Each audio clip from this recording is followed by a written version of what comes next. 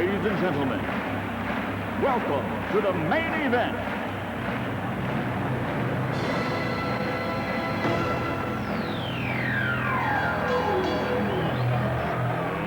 Let's get ready to rumble!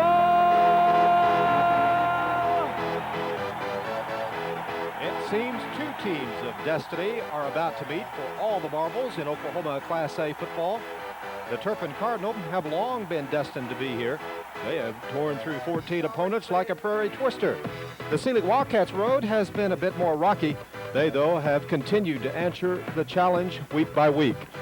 But there is room at the top for but one of these dandy teams from God's country.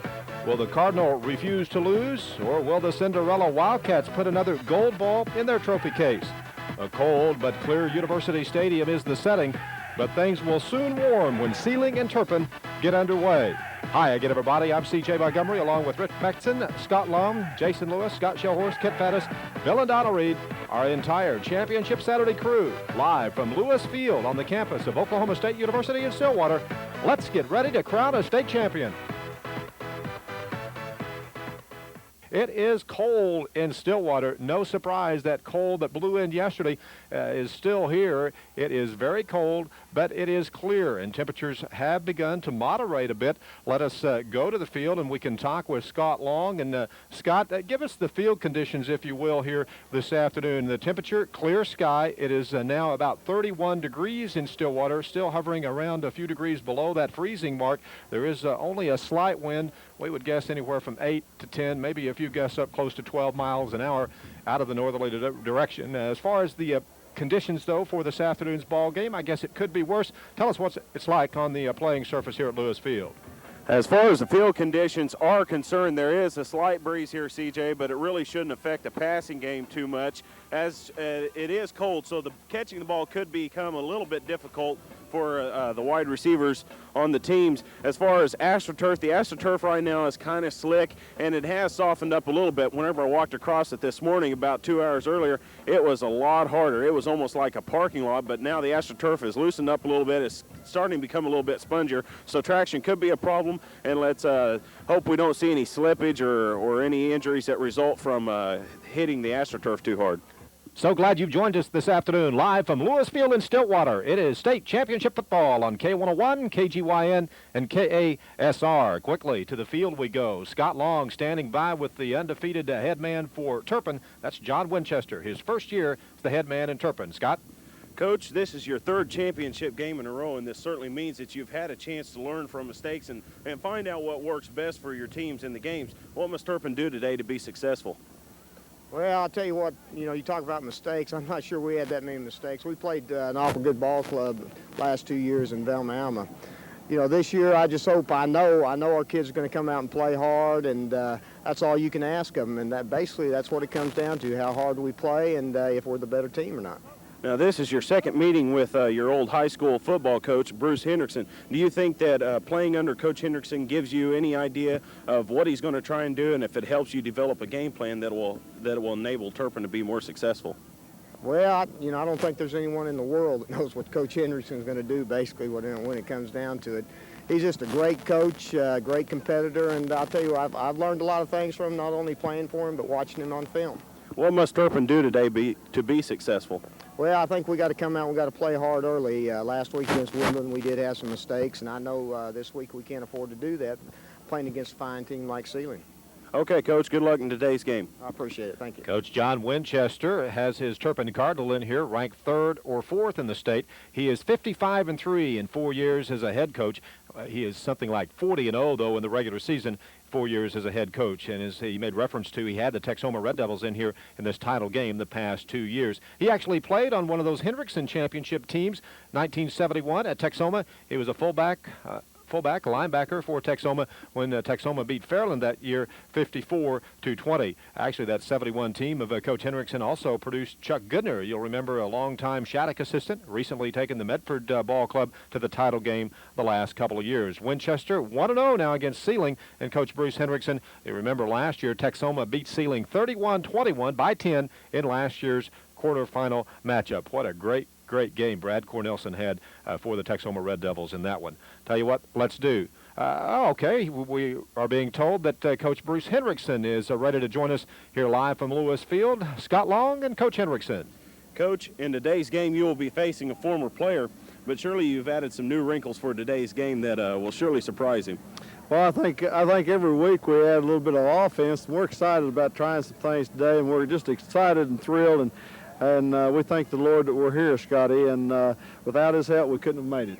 Well, Turpin is known basically for a high-octane offense and a good passing offense. They average 38 points a game. Have you been practicing anything this week as far as the defense is concerned to try and shut down Turpin's attack? Well, basically, we've been in the gym practicing our 1-3-1. We open up against the Alva Gold Bugs next week, and we haven't been too concerned about the football game. And we decided on the bus on the way over that we probably need to work on some things against Turpin.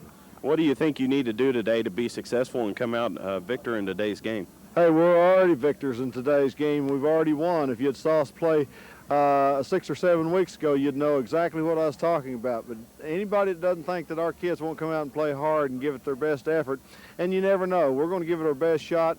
We're really thrilled about being here, and thank goodness it's an all Northwestern Oklahoma final, and we're just tickled to death to be in it against Coach Winchester and his fine group of kids, and at least somebody from our part of the state's going to be state champions. Well, congratulations, Coach, on getting here, and good luck in today's game. Thank you. Lewis Field, a facility, as we made reference to all afternoon long, a east and west facility, kind of usual in this part of the country. The west is off to our left, the east is to our right. We're on the south side looking off to the north. Seiling, by the way, will be decked out of their white jerseys, black pants, black numerals, gold trim, and black helmets. Turpin, the home team, designated home team, black jerseys, black pants, red numerals, red helmets, and white trim. Championship Saturday, an exclusive presentation this afternoon of the Omni Media Group, and we are certainly glad that you're making Championship Saturday part of your Saturday afternoon plans. This afternoon's officiating crew here at this Class A shootout: Merle Butler will be the referee, Eddie Cox is the umpire, Ron Carr is the linesman, Troy Huber is the line judge, and John Faj will be your back judge this afternoon. The ceremonial coin toss going on now. Seiling has won the toss. They have deferred, and Turpin will be receiving to start the ball game, and they will be moving from left to right, west to east here at Lewis Field. We'll return in 60 seconds with the kickoff of this afternoon's state championship football game. Back we come in 60. You're listening to Championship Saturday.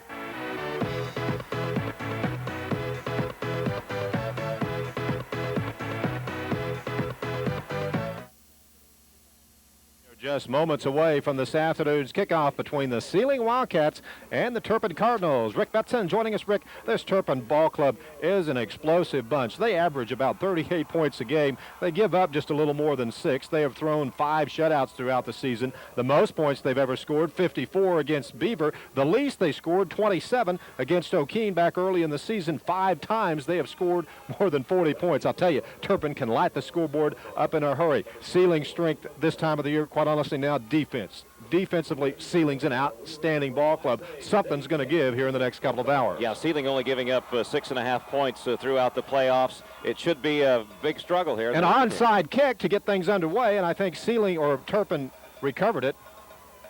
And they recovered it at about the 45, maybe up close to the 46-yard line. So, Rick, maybe a little bit of trickery on the part of Coach Hendrickson already. We don't even have one play officially in the books. You never know what Bruce Hendrickson will do. He's fighting for his 4th state title, and it's not uncharacteristic at all for him to take a chance. This time it doesn't work, and Turpin's got great field position at their own 46-yard line. The ball just upfield between the 45 and the 50. First down and 10 to go. Option play, quarterback keeper breaks a couple of tackles, and he's met up across the 48, close to the 49-yard line. Going to give him about 3 yards on the play. They're on first down, should bring up second down, and about 6.5, close to 7 yards to go. Troy Hewlett in on the stop for the Seiling Wildcats. The line of scrimmage officially the 49. They'll give him all the way up to the 49. Pickup of about 4. Quickly up to the line of scrimmage. Twin sets to the wide side of the field. That's the near side. Hand off to Scott coming to the right side. 45, 40. He's at the 35. Puts his head down. Blasts inside the 35 down to about the 32-yard line. Scott's done it all year. He came in as the leading rusher, 1,472 yards, and there's a big pickup and a big first down for Turpin. they're already knocking on Seiling's door at the 32. The gain going from the 49 all the way down to the 32. Pickup of nearly 17 yards on the keeper by Scott, the 6'1", 180-pound senior. He's a dandy player. Averages more than 7 yards each time he touches the football. Scott gets the call again to the right side, 25, blast down inside the 25, down to about the 23-yard line. He's going to be shy of the first down, but he's going to gain, Rick, close to 9 yards on that play. Well, Turpin's really picking on Seiling's left defensive side, and Drew Plummer made the stop over there, but for whatever reason, John Winchester thinks he's got some strength on a matchup over on the Seiling's left side and Turpin's right side, and so far it's worked very well. It's 2nd and short. Turpin will come to the line of scrimmage here on 2nd down and 9 yards to go, or 2nd down and 1 yard to go, following the 9-yard pickup. The ball on the near side hash mark. They will send one receiver to the left, one to the right. Option play, hands up the middle to Lim, and he cracks inside the 20, has the first down, kind of a misdirection type of play, and he gains all the way down inside the 20 to about the 18-yard line. That will be first down number 2 this afternoon for the Turpin Cardinals, coming at the Seiling 18-yard line. No score, 10:33 to go here in the first period. C.J. Montgomery, Rick Betson, Scott Long, our entire Championship Saturday crew. Glad you are a part of Class A State Championship football live this afternoon from Stillwater. Reynolds will be the wide receiver split to the far side. A little bit of confusion with Salazar not knowing where to line up in the backfield. Lepp to get the exchange now. Salazar in motion from right to left. Long signal count. Hands to Scott, breaks over the right side at the 15, and boom, he's tackled hard as he hit the 11-yard line that time. Funston Whiteman, I think, really leveled Lynn Scott there after he gained from the 18 all the way down to about the 12-yard line or so. Still, Rick picked up 6 yards there on first down. Well, Hendrickson's defensive unit was gambling that time. Seiling was in an all-out blitz, and boy, if it not for the tackle at the 11-yard line, that was a big breakaway touchdown. 2nd down and nearly 3 yards to go. Offset eye. Now Sheffy comes in motion from left to right, one receiver to the far side. The give to Scott, breaks the tackle in the backfield. He's at the 10, he's at the 5, inside the 5 to the 4, the 3, down to the 2-yard line.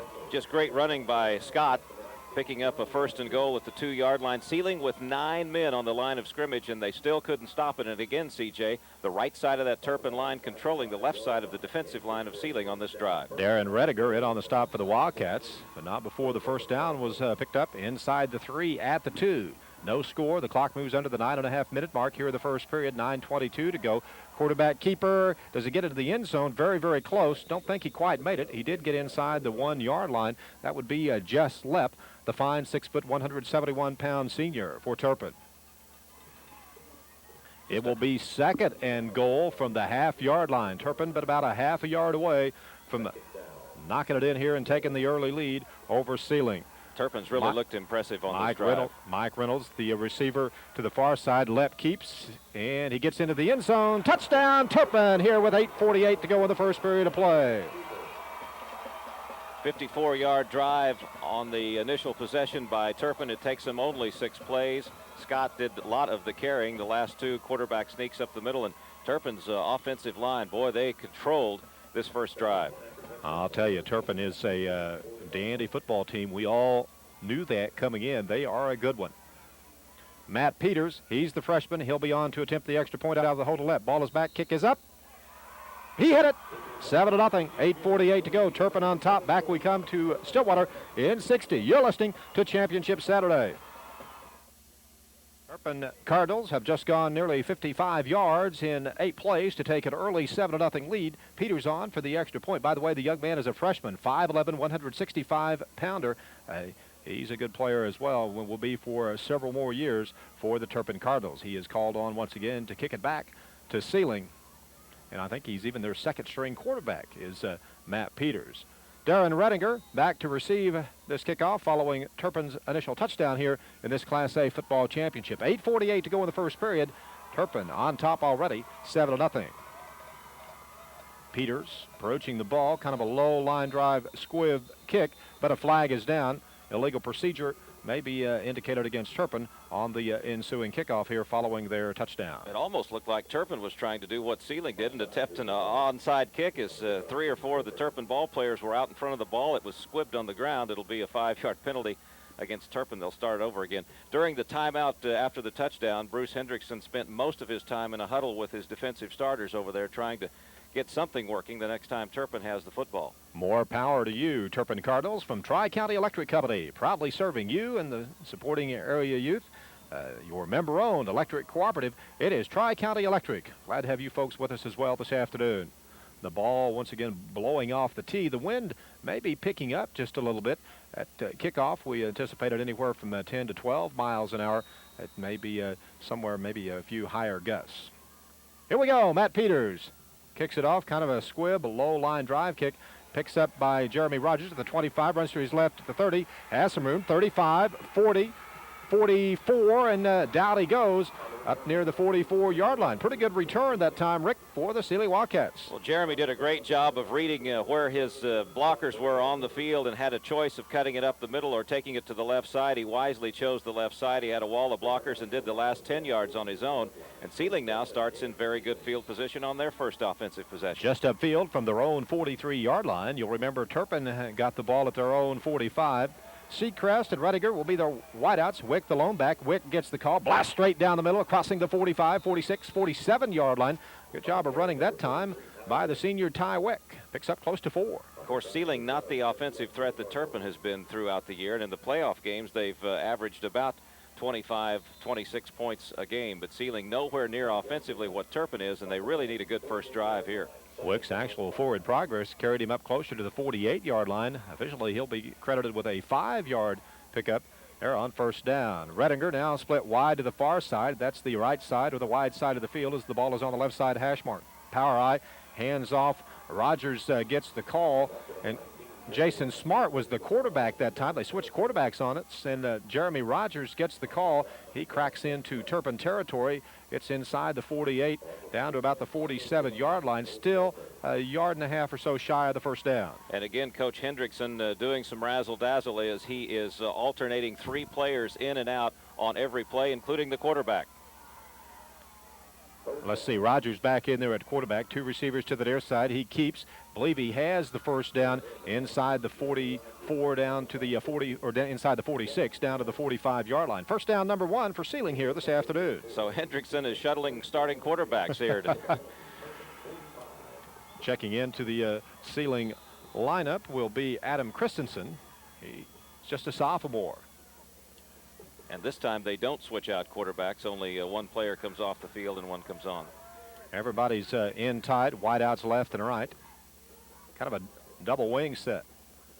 And now Rediger in motion. He gets the pitch and he breaks one tackle.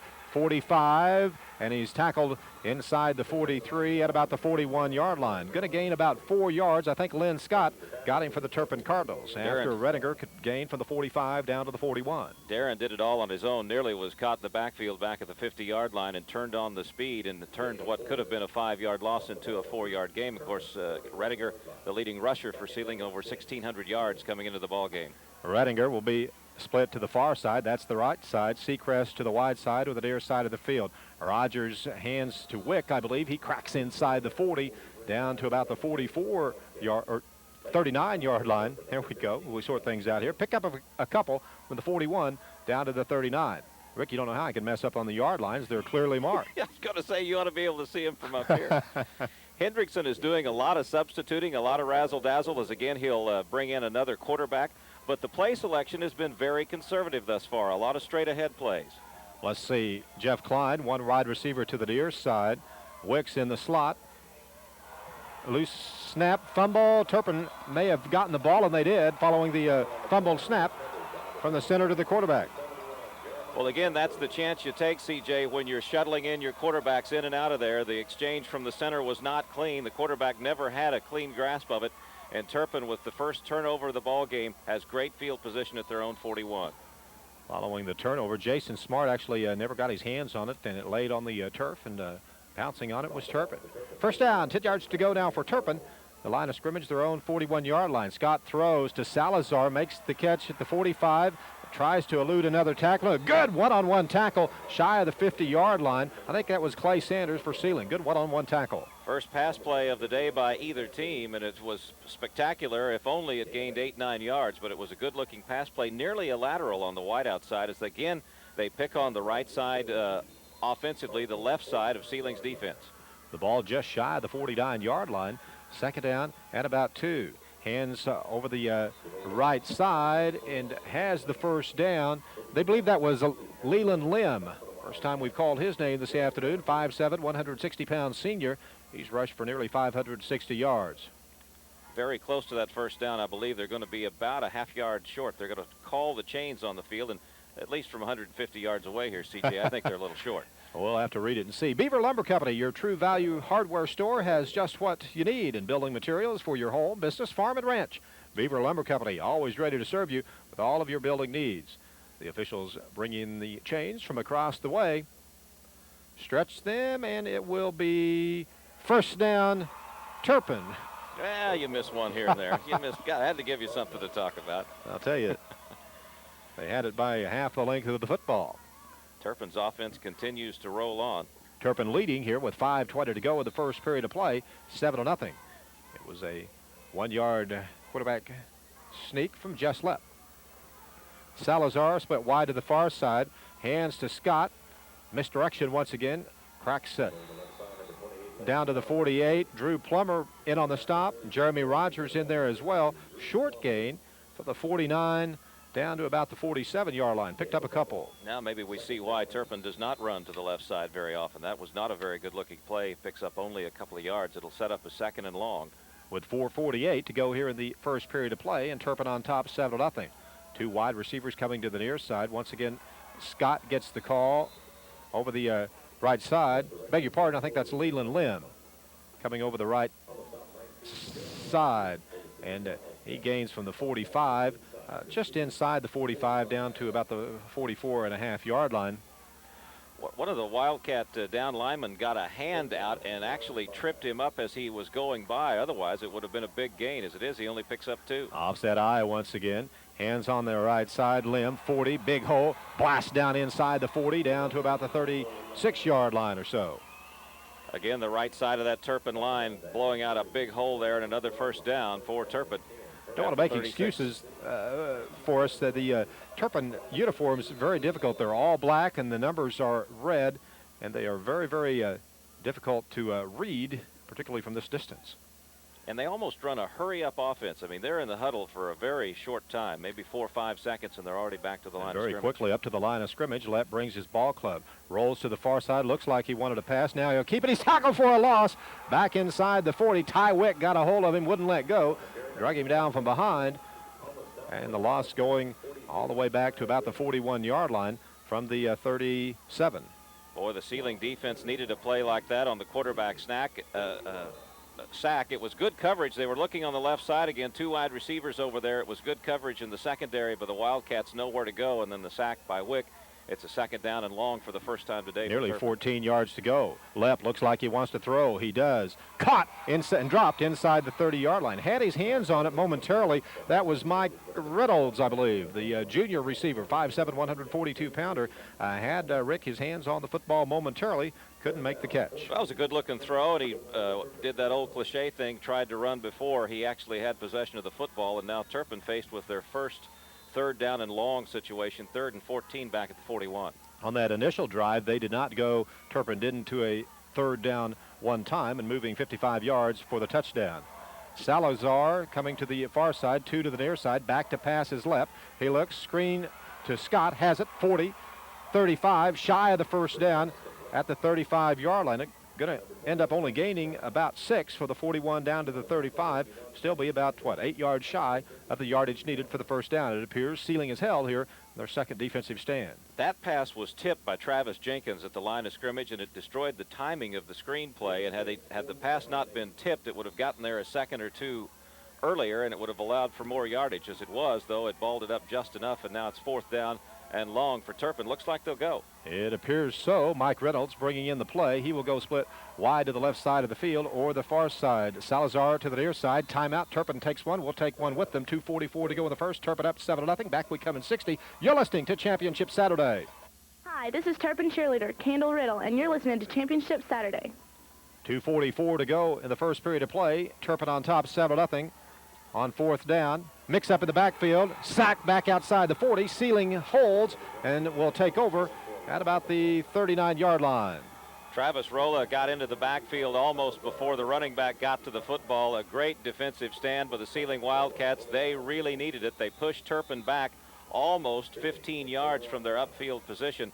And what a great stand by Hendrickson's Wildcats. They're back in the football game. You sensed, even though it was early in the game, that fourth down play was a big one for Seiling to stay in the football game, and they have responded. Seiling takes over on downs. First down and 10 yards to go from their own 39-yard line. Hands to Redinger, sweeping the right side, 40, 45.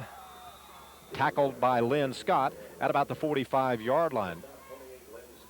Going to gain 6 from the 39 up close to the 45. Rick Lynn Scott certainly got a pair of shoes on him. He can move and cover the field in a hurry. He's well, fast. You know, they both are. Of course, Scott, the leading rusher, playing defense for Turpin, and Rediger, the leading rusher for Seiling, and it was a foot race over to the sideline. Both of them with great speed. It appears everybody will be in tight. Full house wishbone set. The give to the fullback. Redinger blasts down to the 50-yard line. And picks up a first down for the Seiling Wildcats, and Hendrickson has not been shuttling in the quarterbacks on this offensive series. Now I think he's ready to do so, though, once again. The ball about a length of the football or so in Turpin territory at the 49.5-yard line. Officially, we'll call it the 50. Again, first down number 2 for the Wildcats this afternoon. Again, a trio of Wildcats come in offensively for Bruce Hendrickson. Now the Smart, two running backs and the quarterback. Power eye set. Rogers is the back. He gets the call. Twist, turns, gains only about a yard. He's met by a host of Turpin Cardinals after a short game. The quarterback that time, Jason Smart, a sophomore for the Wildcats. Michael Delaney got his hands on him first for Turpin. Once again, Hendrickson calling the plays on the sidelines and brings in another quarterback and a tight end. Officially about a 1-yard gain. The ball now sets on the 49-yard line. One wide receiver left, one to the near side. Option play, pitch coming to Redinger, and Rogers, that is, and he's tackled for a loss back at the 45-yard line. Great pursuit by the Turpin defensive secondary there as the safety and the cornerback were both up to make the play and force a loss on the play all the way back to the 45, a loss of 5. So it brings up now third down and 15 yards to go. The Wildcats need to get inside the Turpin 40-yard line at about the 39.5 to pick up the first down. The ball sets squarely on the 45-yard line in Seiling's end of the field. Quickly bringing in the play from Coach Hendrickson and crew, the senior Travis Seacrest. Up to the line of scrimmage, quickly come the Wildcats. Everybody's in tight, wishbone set. Back to pass is Rogers. Plenty of protection. He looks, he throws. Caught by Kyle Smart, but only gains the yardage lost on the previous play back to the 49-yard line. It's going to bring up fourth down, Rick, and Seiling apparently will have to punt it away. Yeah, they were. Rogers was looking for somebody further downfield. The receiver was covered, and basically that was just a dump off or safety valve pass. No way to pick up the first down on that. It's fourth down, and now Seiling will be faced with a decision here. It's going to be the end of the first quarter. Back we come in 60. Turpin leading after 1, 7-0. You're listening to Championship Saturday. The Seiling Wildcats facing fourth down, nearly 9 yards to go. Apparently will punt the ball away here as we begin the second period of play with Turpin on top, 7-0. C.J. Montgomery, Rick Betson, Scott Long, our entire Championship Saturday crew. Glad you are part of our broadcast this afternoon live from Stillwater. Well, it would be quite a gamble for the Wildcats to go for it on fourth down, nearly 9 yards to go in the center of the field, although Hendrickson just now getting Jeremy Rogers back out onto the field, and now Rogers will walk over with one of the officials to Bruce Hendrickson as we seem to have kind of a delayed timeout here. Maybe we are just having so much fun, but it seemed like that was a real quickly played first quarter. Kicked off about 1:30. It's about 6 minutes in front of 2 o'clock. That quarter moved along rather quickly. Seemed like it did. Each team with 2 possessions in the quarter. 7-0. Turpin on top as we get ready to get underway here in the second period. And again, I can't imagine what the delay is down on the field as we're yet to get underway in the fourth quarter, or second quarter. Jeremy Rogers now trots back out onto the field, and maybe Seiling will indeed go for it here. It's not moving that quick. It's not quite the fourth quarter yet. Sorry, CJ, just trying to hurry it along. Need to get back up to Wichita, you know. I'll tell you. Rogers will be back to punt. He stands inside his own 40 and his own 39. Low snap, picks it up okay. High kick, kind of short. Will hit inside the 30.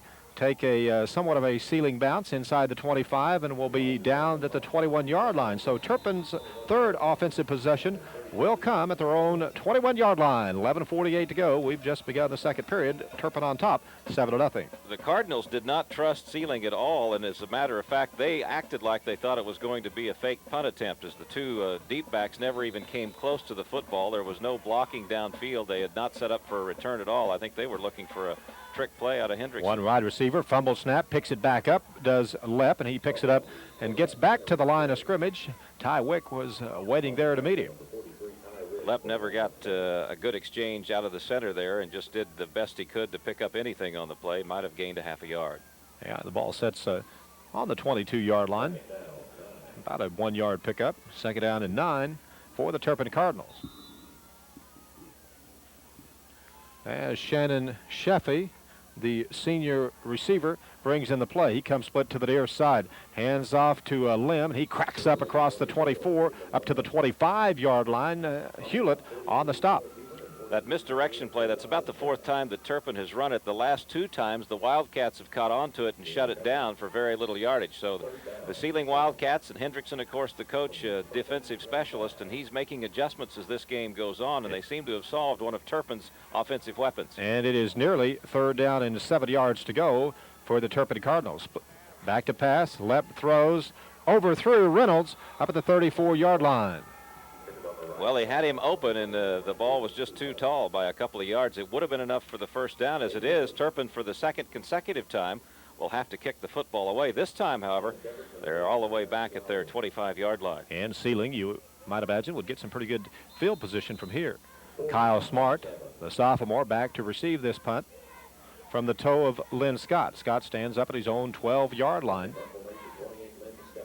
Smart back at his own 40. Snap on the money. High kick, pretty good one.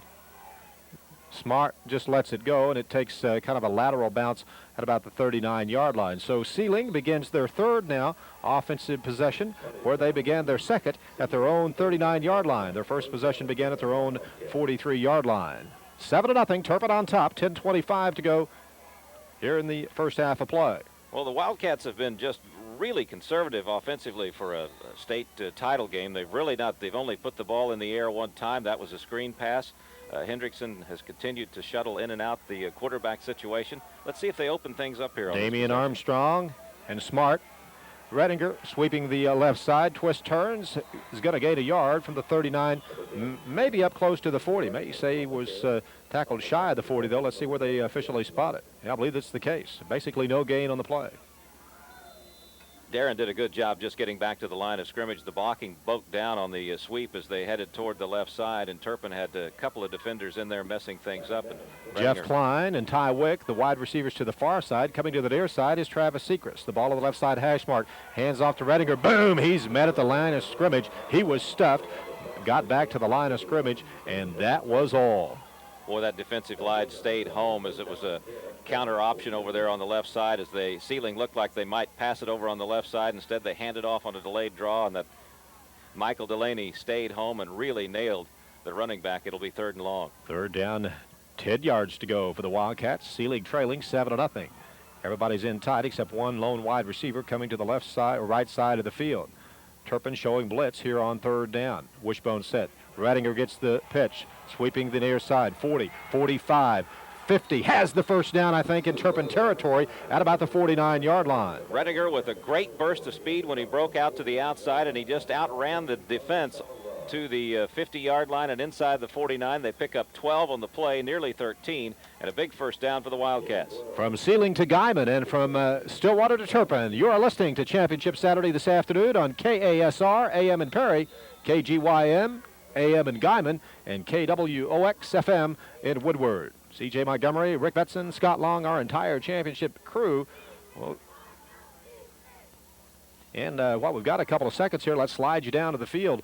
Scott, you know, we talked about the cold weather. Does that seem to be affecting either ball club, or is this just championship football and the kids don't care how cold it is? I don't really think the cold is affecting either team. However, the slickness of the turf is affecting the team and making it hard for them to make sharp cuts. Ty Wick gets the call on first down over the left side. He goes, but for only about a yard from the 49 down close to the 48-yard line. Brad Ferris got him for Turpin. Jess Lepp, I think, in there as well. Turpin not very big on that defensive front, but they're very quick. And the misdirection plays that Seiling has tried to this point haven't worked. Redinger's been the only one that can do anything, and that's when he gets outside.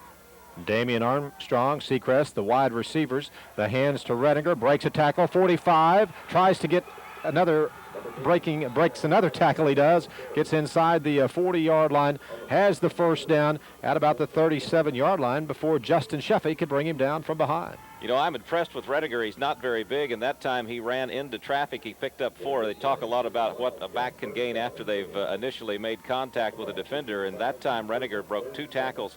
Good inside running. The first time we've seen that out of him this afternoon. Seacrest split to the far side. Coming to the near side is Redinger. Wick, the lone back, quarterback keeper, 30, 25, inside the 20, down to the 19-yard line. Good job of running that time by the Seiling quarterback, Jeremy Rogers. Going to gain him close to 18 yards from the 37 down to about the 19. That just looked like a case of Turpin not being ready for the snap. It was a quick snap, and of course with no handoff and the quarterback keeper, it looked like the Turpin defensive front was just kind of asleep there. It's first down and 10 yards to go for Seiling, with Turpin leading with 7:47 to go in the second period. The Cardinals on top, 7-0. This by far the deepest penetration for the Seiling offense. Everybody will be in tight. The ball on the far side hash mark, 2-back set. Seacrest in the wing. Now he comes in motion from left to right. The ball on the left side hash mark as well. Option play on the near side coming to Rogers. He'll keep, and he's met at the line of scrimmage. The Turpin Cardinal defense doing a good job stringing that play out. Good lateral speed, and Rogers could only well, he's going to lose a yard, they say, from the 19 back to the 20-yard line. We'll bring up second down and nearly 11 yards to go. We've commented on the speed of Lynn Scott, and that's who Rogers was trying to beat to the corner, and there was just no way. That was a mismatch, and it ends up a 1-yard loss. For Adam Christensen, the wide receiver to the far side. That's the left side. The pitch to Redinger, trying to sweep the left side. They string it out well, does Turpin, and leans his body down all the way to the 16, 17-yard line. Goes Redinger. Looked like Jess Lepp was over there on that far side and got one paw wrapped around a shoe of Redinger and tripped him up. Pickup of only 3 on the play, and Seiling now with a 3rd down and long. Probably, though, in 4-down territory here. It's a 3rd down and 7. Damian Armstrong comes to the wide side. That's the right side of the field. Give on the sweep to Redinger. He's hemmed in and nowhere for him to go. I don't think he got back to the line of scrimmage. He didn't. He's going to lose a couple of yards from the 17 back close to the 20-yard line. Wow. Leland Lim was back in the secondary for Turpin, and he saw the play developing in front of him all the way, and he just kind of slid over to the left side and was there to greet the running back before he could even get back up to the line of scrimmage. And Savante checks on. That's Savante Walmark, the foreign exchange student, the kicker. The ball will be placed down on the 28-yard line. It will be a 38-yard attempt. Angle back to the left. High snap. Get it down okay. Has the distance, but it's wide left. No good. Timeout. 5:46 to go here in the first half of play, Rick. And Turpin still holding on to that 7-0 lead. To the Cardinals, those at Miller's Cafe. Following the missed field goal, Turpin takes over 1st and 10 from their own 20-yard line. Reynolds, Salazar, the wide receivers. Now man in motion is Lim from left to right. Hands to Scott over the right side. 21, breaks a tackle. 25, 30, 35, skips out of bounds across the way, up across the 36, the 37-yard line. If Redinger doesn't trip him up, he's gone. Scott just explosive speed, and he's scary every time he touches the football. And up until this point, Seiling had been winning the battle of field position, but that big run by Scott will put Turpin back up where they're used to being, in and around their own 40-yard line. 5:39 to go here before the end of the first half. Turpin on top, 7-0 in this Class A football championship game. Salazar and Reynolds, hands on the misdirection once again to Lim. Cracks over the right side, up across the 40 to the 41-yard line for a gain of 4 for the Cardinals. Clay Sanders, Drew Plummer in on the stop for the Wildcats. It'll be second down at about 5 yards to go. The chain gang over there with some wishful thinking for Seiling were showing fourth down. Now they correct it. It's back to second down at about 7. Well played football game. We've only had one penalty, and that was on the kickoff. Other than that, there's been no yellow flags on the field. Boy, that's a credit to not only the kids, but the coaching staffs of both of these schools, John Winchester and Bruce Hendrickson. They have their kids ready to play. Lim now goes in motion. Lep thought he was going to pass, and he gets inside the 45 up to about the 46-yard line. I think Hewlett tripped him up. Going to gain 5, close to 6 of the 41 up where they're going to spot it at about the 46-yard line or so. Good-looking option play as Lep was waiting for the defender to commit one way or the other, and when the Wildcat committed to the outside to cover the back, Lep just cut it up inside and picks up some good yardage. It'll be 3rd and short now for Turpin. They're down about a yard, not quite a yard to go for Turpin. Hands off to Scott. Hit once in the backfield, dragged down from behind. Hewlett got him, wouldn't let go, and Turpin loses a couple back inside the 45 at about the 44. Big play there. Troy Hewlett, the sophomore, saw the play, cut across that line of scrimmage, and drops the back for a 2-3 yard loss, and now Turpin will have to kick the football away. Kyle Smart back to receive this punt from the toe of Lynn Scott. Lynn standing up across his own 31 at about the 32. High snap, gets it okay though. Toe into it. Almost blocked, and it skips out of bounds across the way inside the 30 at the 29-yard line. Seiling's 4th offensive possession will begin here this afternoon, them trailing 7-0 at the 3:49 mark in the second period of play from their own 29-yard line. Guarantee you Jeremy Rogers almost got to that football as it was being kicked and might have made for the kick to go out of bounds a little sooner than it did at the 29. 2 wide receivers will go to the far side. That's the short side or the left side. Hands straight down the middle. I think Redinger got the call. Nothing there. Delaney got him. No gain. Did Redinger get back to the line of scrimmage? No, I don't think he did. He's going to lose a yard from the 29 back to the 28. Hendrickson has had success going outside, but in order to be able to go outside a lot, you've got to make the defense respect you and go inside once in a while, but they've been pummeled every time they've gone inside. Everybody in tight. Full house wishbone. Redinger gets the call from the fullback position. Has some room to roam up across the 35, close to the 36. Going to get close to 8 yards on that one. Still brings up 3rd down for the Wildcats. They've had some success with that wishbone option attack. Let's see if they use it here on a 3rd down and 3. Seiling's only put the football in the air one time. Wishbone set once again. Pitch to Redinger, sweeping the right side. He's at the 35 and drugged down at that point. Lim got him. No gain. Seiling has to punt. Great one-on-one tackle by Leland Lim. It was up to him to stop the running back before he got the first down. Redinger was out there. It was just one-on-one. And winning that battle was Lim, and Seiling will have to kick it away. Well, particularly on the Class A level, but I think on any level, you're just not going to find that much speed, that much quickness than you see on this Turpin ball club. They are some kind of impressive, guarantee you. Wow, good ball club. Clock continues to run with 2:25 and counting remaining in the first half. 7-0 Turpin still on top. The Cardinals will have just enough time to... My goodness, Seiling goes for it from their own 36-yard line. Wide receivers left and right. Let's see.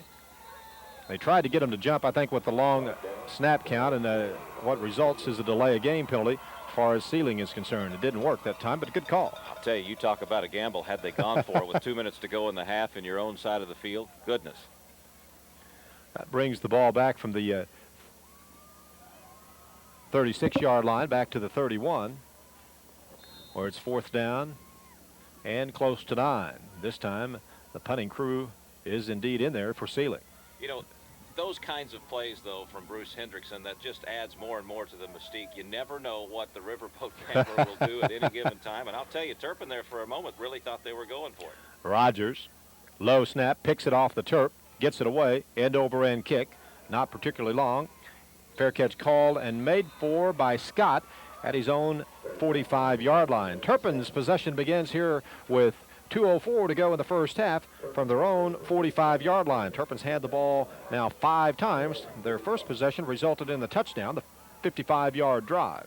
This matches their best field position to start a drive. It's where they started their initial touchdown drive at their own 45 after an onside kick. First and 10, Turpin from their own 45-yard line, rolling to the far side. He'll throw loose football, or thrown short, and it was intended for Reynolds, the junior receiver over there. Said loose football. He just underthrew him down there to about the 45-yard line. It appears that Lepp has some trouble when he's having to roll either to his right side or his left side with accuracy and getting the pass to his receivers. That's a couple of times now that he's been on the run when he threw the football, and he's been off the mark by quite a bit both times. Wide receivers will be deployed both left and right.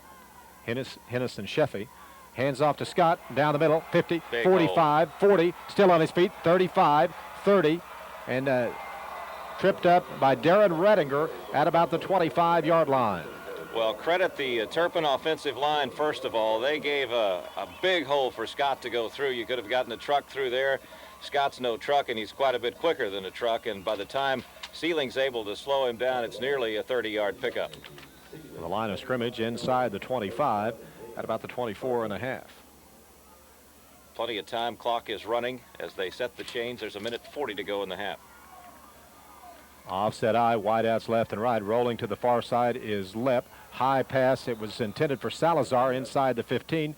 Just overthrew him down inside the 15-yard line. Salazar, not a big target, stands in there at 5'6", 125. The man can fly, though. He is very, very fast. Again, Lepp running as he threw, and that seems to affect the accuracy, although that one a little bit closer, just off the fingertips. It stops the clock with a minute 33. Turpin with plenty of time and plenty of timeouts. They've got 2 left and plenty of time to score. They will send trips right. 3 receivers to the far side of the field. Lepp passes. Scott, 25, still on his feet inside the 20. Flag is down, and Scott advances all the way down to the 19-yard line. That could be a late hit on behalf of one of the Seiling Wildcats, as the flag flew after the play was almost over at the 19. No, clip. It's a call against Turpin. Turpin. My goodness. That flag was very late. Apparently, one of the wide receivers were guilty of clipping for Turpin, and that moves the ball, will move the ball back outside the 30-yard line at about the 34. What a break for the Seiling Wildcats. It'll still be second down, 35 yards, no, at the 35-yard line, and about 20 to go. Lepp back to pass, throws, caught, and dropped. Who got him? Funston Whiteman, I think, hit him immediately after he almost made the reception, and it appears that they're almost making the reception, and then the ball squirts free. Well, Josh Meister really laid a hit on the quarterback just as he was getting rid of the football, and then the receiver paid the price as well, and now it's third down and about 20 yards to go. That penalty, the first penalty of the day on Turpin, it's a big one. Third down, nearly 20 for the Turpin Cardinals. The Turpin leading 7-0, 1:16 to go here before the end of the first half. Back to pass. Lepp throws. Caught by Sheffey. He pitches it back to Salazar, and Funston Whiteman was waiting there for him and didn't fool him a bit. And it results in a gain down to about the 28-yard line or so. John Winchester showing that he can keep up with Hendrickson when it comes to trick plays.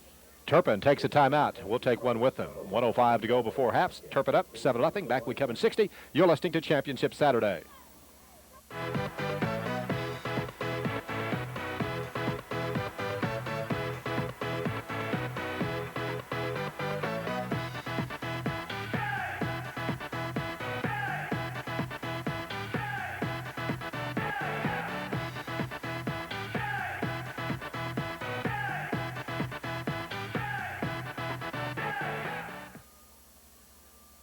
Brad Ferris got the call on fourth down as we're back with you. It was the fumble-risky. That's what I thought it was. But they down to the 28-yard line.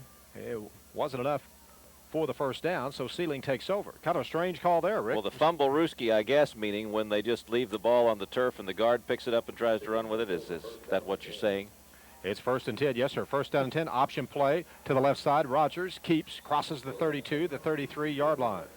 I tell you, you can call it whatever you want, C.J., but I don't think we'll see that again. Scott Loud explained that to us. You were right on the field and quite honestly had a better view of it than we did, Scott. during a fumblerooski, the center snaps the ball back, and then the quarterback sets the ball down on the ground. The center immediately goes down to his knees and covers the ball. The guard just waits there and then picks up the ball and tries to run with it. That time they were unsuccessful. Second down and about 4. Redinger gets the call, squirts up across the 35 to close to the 36. Going to be shy of the first down. Matt McVeigh makes the tackle as the clock continues to run. I believe that unless someone stops it, 4, 3, 2. That's the end of the first half, my friends, with Turpin on top, 7-0. Back we come in 60. You're listening to Championship Saturday. The fun things we like to do, covering sports across northwest Oklahoma, the Panhandles, and southwest Kansas. Meet some of the young ladies that are associated with high school football. The cheerleaders. Scott Long has the Turpin Cardinal Cheerleaders Corner. Scott. I'm down with the Turpin Cardinal cheerleaders, of course, down here on the field, and where it is cold, but you guys seem to be keeping warm and holding up really well. And if you could, tell us your name and what grade you're in. Hi, I'm Kara, junior. JC, senior. Vanessa, senior. Jessica, senior. Trisha, freshman. Becky, sophomore. Kendall, senior. Shanna, junior. Keisha, senior. Okay, now let's hear a cheer. Thunder, thunder, Thunderation, we're the Cardinal delegation. We will fight with determination. We create a sensation! Thunderation, my goodness. Championship Saturday continues from Lewis Field when we return in 60 seconds. You're listening to Championship Saturday. Play set to get underway. Turpin leading 7-0. Back to receive the opening kickoff for Seiling. Rogers, Hewlett. In the middle, I think, is Darren Redinger. Stands up across his own 5-yard line. Glad you are a part of our state championship broadcast this afternoon. Peters, low squib kick, hits inside the 30, taken by Rogers at the 16, comes to the 20, 25, a little room, 35-yard line, and crossing the 35 at about the 36. Lynn Scott gets him. Another good return on the part of the Wildcats as they set it up to go to the left side, and Rogers just followed his blockers and then turned the corner. Picks up about 20 yards after picking up the football at the 16. So Seiling with pretty good field position, 1st and 10, their own 36. Here is the first play of the second half forthcoming. If you just joined us, Turpin leading 7-0 on their first possession. They went 55 yards for the touchdown. One wide receiver split to the far side. The ball on the near side hash mark. Seacrest in motion from left to right. Hands off to Redinger. Loose football fumble. And Turpin, I think, picks it up at about the 46-yard line. Salazar got it, Rick, for Turpin. Well, the ball squirted out of there as Redinger took a hit, and the ball squirted about 8 yards up the field, and the cornerback, Salazar, was the only one anywhere near the football, and he picks it up, and a big turnover here early in this second half as Turpin's got it 1st and 10 at the Seiling 47. 7-0, Turpin leading. Here is their first offensive possession here in the second half. Will be spotted at the Seiling 47-yard line. Reynolds to the short side of the field. Now Sheffy in motion from left to right. Log signal count. Hands on the near side to Scott, 45, and gets inside the 45 down to about the 41. I think Hewlett got a part of him, as did Mackie Loudon. Tell you, if Hewlett doesn't get a part of him, he turns that corner and goes for big yardage down the right sideline. But Hewlett slowed him up just enough to allow the tackle to be made to pick up a 5 on the play. Second down and a long 4, nearly 5 for the Turpin Cardinals.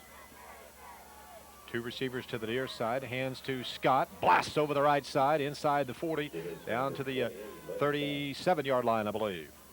Going to be close, I think, to the first down. Maybe, about a half a yard shy or so when they finally spot it down. Let's see. That is, it's going to be a bit shy of the first down by about a half a yard on third down. Hendrickson making some substitutions on defense as Seiling will employ a 7 to 8 man line here on this third down and short. 10:32 to go in the third period. Turpin leading Seiling 7-0. Lepp keeps over the left side, has the first down. He leans in over the 35-yard line. Picks up the first down for the Turpin Cardinals. Well, Seiling knew it was coming and still couldn't stop it. They had 8 men up on the line of scrimmage, but that quarterback sneak, Lepp, is so quick. He's hard to stop, and he just leans that body forward and gained the 2 yards. 10:22 to go in the third period with Turpin on top. 7-0, threatening for more. They face first down and 10 for the Seiling 35-yard line. One wide receiver to the far side. The pitch coming to Scott, and he's tripped up. Gains a couple of those. Down to about the 32-yard line. Picks up nearly 3 from the 35 down to the 32. Should bring up second down at about 7 yards to go. Ty Wick got in the backfield for the Wildcats and tripped up Scott, and he was stumbling and bumbling as he came across the line of scrimmage. But again, if Wick doesn't get a hand in there, Scott had some running yardage. It's second down and 7. This, I think, a very big series for the Seiling defense. Hendrickson's team can't afford to get down 2 touchdowns here. One wide receiver coming to the near side. Otherwise, it's an I formation. The pitch to Scott. Trips down to the 30-yard line. Looked like he may have just kind of tripped a bit when he got the pitch. And Hewlett got him, but not before Scott could pick up a couple down to the 30-yard line. Travis Rolo was in the backfield and got his hand around one of Scott's legs, and again slowed him down just enough. And that's the only way you can stop this young man is get him in the backfield, slow him down enough to allow somebody else to come up on pursuit and take him down. Both teams, Rick, it appears shuffling a lot of players in and out of there. Third down, 5. Pitch once again to Scott. Hit in the backfield. Leans inside the 30. Gains about 1. Wow. Drew Plummer was in the backfield. Looked like he had been in the huddle and knew where the play was going because he was right there to make the stop. And now it's a big 4th down decision. They're not in field goal range. Look for him to go for it here on 4th and 5. Nearly no gain. May have gained half a yard or so. The ball just barely inside the 30-yard line here on 4th down and 5 at the 8:41 mark in the 3rd period. Turpin on top, 7-0. Salazar and Reynolds will be the 2 wide receivers coming to the wide side of the field. That's the right side. Has the ball on the left side hash mark. 2 receivers not even in the huddle. They knew what the play was. They've been lined up ready to go for the last 10-15 seconds. Offset I. Hands to Scott.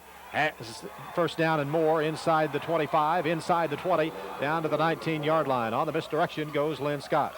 Well, credit a good offensive set by the Turpin Cardinals. Everything that they showed looked like it was going to be a pass out on the right side. I know that's what Seiling was looking for, as they had 3 defenders on the 2 wide receivers, and then they just cut it up the middle. Big gain. Line of scrimmage closer to the 18-yard line. Hands on to Salazar. He skips down to close to the 15-yard line. Good again, close to 3, down to the 15. Troy Hewlett was in the backfield again, causing disruptions and really slowed the play down as Salazar had to hurdle him at the line of scrimmage just to be able to get up to the 15-yard line. It'll be 2nd and 7. 7:57 to go in the 3rd period. Seiling trailing the Turpin Cardinals 7-0. Offset I. Lepp keeps. He's tackled, but not before he gets down to close to the 10-yard line. Wick caught him, but almost had to do it from behind as Lepp is very quick on his feet. The young quarterback. Brings up 3rd down, 2.5, close to 3. Turpin needs to get inside the 9-yard line, quite honestly closer to the 8-yard line. The ball sets between the 10 and the 11 at about the 10.5.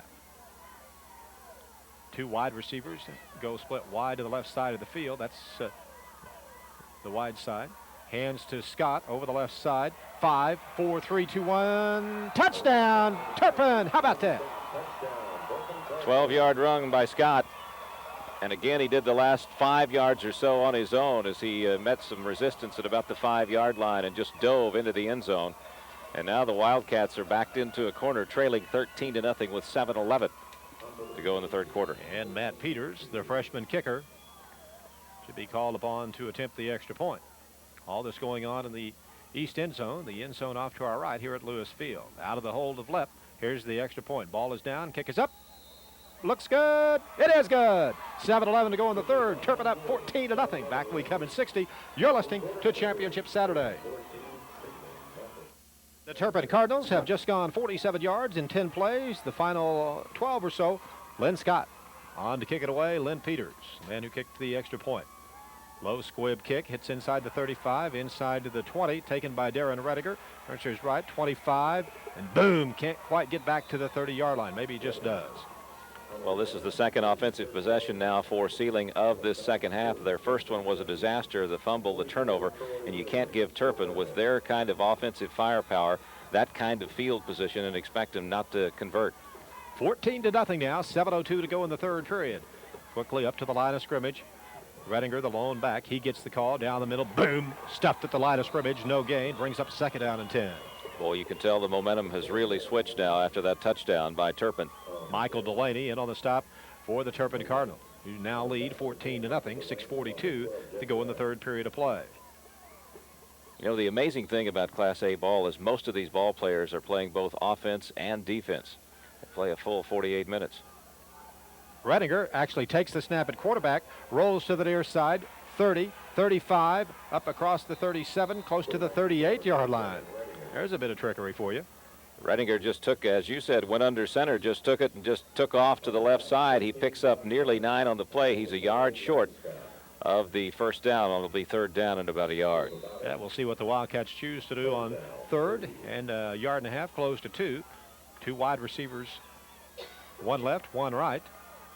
Rogers back in there at quarterback. He gets the exchange, leans over the right side, has the first down, I think, up across the 40, close, 40 and a half yard line or so, and needed to go to the 40. It is the first down by about a half a yard, should be anyway. Jeremy Rogers, the junior quarterback, gets the job done that time for the Wildcats, and this has to be a very important possession for them. Trailing 14-0, they need to put something on the board with this drive. 5:48 to go in the third period. I'm C.J. Montgomery, along with Rick Betson and Scott Long, our entire Seiling Turpin Championship Saturday crew. Full house, wishbone set, everybody in tight. Hands to Redinger, big hole down the middle, and closes very quickly as he only will gain about 4. Rick looked like he had lots of room to rumble down there, but boy, that closed so quickly. Turpin so very, very quick. Wow. The defensive back, Jason Abel, was up in coverage and just happened to be in the right place at the right time to make that stop. Still, Redinger gains nearly 4, second down and 6 yards to go, but the ball sets at their own 44-yard line. Seiling has had their most luck thus far in the game with that wishbone formation. They come out in it again. And everybody's in tight. Option play to the far side. Keeps, and boom, he's met as he gets back to the 45-yard line. Lynn Scott on the stop for Turpin. I think Jess Lepp was in there as well. That's what makes it so difficult from Seiling's standpoint to try and turn the corner. You got Lepp on one side and Scott on the other. Those two are both fast as rabbits. You cannot get around the corner on them. Third down, 5 for Seiling, trailing 14-0 to the Turpin Cardinal as the clock moves under the 5-minute mark. 4:40 to go here in the third period of play. Wishbone set once again, hands off to Redinger, has the first down, and I think as he leans into Turpin territory at about the 49-yard line. Redinger has really shown me something here in being able to pick up yards after contact. Again, he was stopped short of that first down, and he just wouldn't be denied. He kept going with second effort, and he should have enough for that first down. And they're really moving him around, Rick, in different positions in the wishbone. He's ran out of the halfback, ran out of the fullback. He even took a snap from center. So they're trying to get Redinger the football in many different ways. Single back, one receiver to the far side. Redinger gets the call, 45-40. Inside the 40 at the 35. Salazar finally gets him at about the 35-yard line. Wow. Just a trap play on the right side, and Redinger is so quick, he's by the line of scrimmage before anybody could get a hand on him, and once he gets into the secondary, he's got a good chance to outrun about anybody with the exception of Scott and Lepp, and that's usually who ends up making the tackle on him when he does break the line of scrimmage. It'll be 1st and 10 Seiling from the Turpin 35-yard line. Wick, the lone back, he gets the call, blast straight down the middle.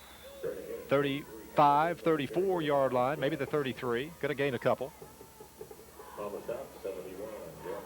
Well, the Wildcat offense responding with a good drive here. They're taking some time off the clock, but they're moving the football. Second down and a long 8, close to 9 for Seiling. One wide receiver to the far side. That's Klein. Pitch to Redinger, sweeping the right side. 40, 30-yard line inside the 30 at about the 28. They ran Redinger that time to the short side of the field. He didn't have quite the real estate he's used to over there. They were able to bottle him up, but a pickup of nearly 4 on the play. Redinger, the biggest offensive weapon the Wildcats have, simply because he's got the speed that it takes to get outside. Christensen, the lone receiver, that's Adam. He goes to the far side of the field. Officials are momentarily calling timeout. The ball will set inside the 30-yard line at about the 28 here on third down and nearly 3. The Wildcats need to get to the 30-yard line, or maybe just a half a yard or so inside the, no, check that, the 25-yard line to pick up the first down. Third down, 3. Lone back, everyone in tight. Hands to Redinger, blasts over the right side, very close to the yardage needed for the first down. All depends on the spot. Scott Long, you're on top of it. Did he pick up the first down? he may just have it by the nose of the football. I believe we're going to call for a measurement, but it looks from where I'm at that he did get the first down. But the referees are probably still going to have a measurement to make double sure. The ball was advanced just inside the 25 at about the length of the football, quite honestly, inside the 25. That's where he needed to go for the first down. Let's see if he got it. They'll stretch the change. First down, Seiling, move the change. The Wildcats pick up a first down. Impressive drive for Seiling. They started this drive at their own 30-yard line. They've done it all on the ground. They're eating up some clock. 2:59 remains here in this third quarter. Seiling trailing but 2 touchdowns. Great opportunity here. Jeremy Rogers brings his ball club up to the line. Hands off to Redinger, and he's nailed in the backfield. Nailed for a loss back outside the 30 at about the 31. Lepp was on a safety blitz that time on Turpin's right side, and Seiling ran the play right into him. Redinger didn't have a chance at all to get anything underway, get any momentum. It's a loss of 5 on the play. And that will bring up second down and close to 16. The loss almost 6 yards there on first down. Now we'll have to see how well the Wildcat passing game is here. Klein and Smart are the wideouts. The ball in the center of the field laterally. Now Redinger goes in motion from left to right. Fumble on the play. No, I don't think he lost the ball, but he's may have bobbled. Yeah, he did lose the ball. Anyway, there's no doubt about it. There was a fumble, and I think he got it back. It hopped right back up to him. And Seiling maintains possession. They gain nothing, though. The line of scrimmage will be back out about to the 32 or so. Either we're too close and can't see, or we're so far away we can't see. There's no happy medium. We need to be sitting down in the crowd here so we can see. I tell you, I thing. can see one thing. It's third and a long way for Seiling. Wide receivers left and right. Full house set for the Wildcats. Now Redinger once again goes in motion from left to right. Back to pass is Rogers. He looks. He fires, looking for Smart. Underthrew him inside the 20. The ball hit about the 20-yard line, and Smart was down at about the 18. Rogers really threw it the only place that he could. His receiver was covered. Had he gone into the coverage, he would have stood a better chance of having an interception than a reception. So he tried to throw back behind, hoping that the receiver could break the momentum and come back up. And we've mentioned it before, that field a little bit slick, and there's no way that the receiver could get his feet under it. No other choice for the Wildcats. They will go for it here on fourth at about 17. Back to pass is Rogers. He'll be sacked outside the 35 at about the 38. It didn't make any difference where they tackled him. He was going to be well shy of the first down. And Turpin takes over on downs here at the 1:26 mark in the third period, with Turpin leading 14-0. Justin Sheffey got in there. He's just 5'8", but 175 pounds, built like a fire plug. And that time he wrapped the arms around Rogers, and Rogers had no chance to get a pass underway. And very disappointing for Seiling. They take about 6 minutes off the clock. They move the football nearly 50 yards and end up going backward and now turning it over on downs. You'll remember Turpin, their first offensive series here in the second half, went 47 yards, picked up the touchdown to extend that lead to 14-0. 3 receivers come to the near side. Hand off to Lynn Scott, runs laterally, now turns downfield at the 45, and flag is down as well. We should have a clip on the play against Turpin as they were trying to make way for Scott as he turned the corner over on the right side. And we'll see if that is indeed the case. Scott gained close to 10 on the play from the 37 up to the 47, but that's all for not clipping the call against Turpin. Second major penalty of the afternoon against the Cardinals. It'll wipe out that nearly 10-yard gain and march him back 15 yards. And Seiling, the Wildcats, looking for any kind of momentum or break that they can get, and this will certainly help them, as the high-powered Turpin offense will now have to go 25 yards in 3 plays to get a first down. Following the penalties mark off, the line of scrimmage will be the 25-yard line. First down and about 22 as the penalty was marked off from the infraction. Reynolds, the wide receiver to the far side, that's the left side. Hands off to Lim. He's boom, stuffed at the line of scrimmage. Who's that? Hewlett, I think, got him. Hewlett just stayed home on a kind of a delayed draw by the Turpin Cardinals, and it'll be second down and even longer, second at about 23. The clock continues to run, however. We're under a minute to play here in the third quarter. With Turpin on top, 14-0. Salazar, the wide receiver, he split wide to the left side of the field. That's the wide side as the ball sits on the right side hash mark. Shannon Sheffey to the near side. Offset eye for, and Lim now goes in motion from right to left. Option play to the far side on the quarterback keeper. He's hit in the backfield. Loses. Well, maybe we'll gain back to the line of scrimmage. Let's see where they spot the ball down. May have got back to the line of scrimmage, which was the 24-yard line. Let's see. Lepp was unable to turn the corner. Didn't have much blocking support over on that left side, and that play never was going anywhere from the start. It's third down and very long, and that'll be the last play of the third quarter. With our score, Turpin 14, Seiling nothing. We'll return to Lewis Field in Stillwater in 60 seconds. You're listening to Championship Saturday. Final period set to unfold with Turpin taking a 14-0 lead into the fourth and final period of play. They face third and about 22 for the Cardinals. Hands off to Scott straight down the middle. Breaks the tackle, can't break the other one. He skips up across the 30 to the 31-yard line. Will gain, about 7 on the play. Well, the 15-yard holding or clipping penalty really slowing down this Turpin offense. Neither ball club has been able to throw much today with any success. Turpin didn't even try, even though they had a lot of yards to pick up in only 3 plays. They'll now kick it away. On fourth down and about 15, 16 yards to go. Scott to punt it away, stands up at across his own 17-yard line. Snap back, end over end kick, almost blocked once again, and takes a lateral bounce, good Seiling bounce, and will be down in Seiling territory at about the 48-yard line or so. Let's see where they spot it down. That'll be the best field position for the Wildcats today at their own 48-yard line, so they're starting to win the battle of field position thanks to a good drive the last time out. However, it did stall. And with 11:17 to go, Seiling needs to get some points on the board. That line of scrimmage will be up across the 48-yard line. Seiling's end of the field. Their 2 previous possessions here in the second half came at their own 36 to their own 30. 11:10 to go in the game. Turpin up 14-0. Redinger lines up on a wing right.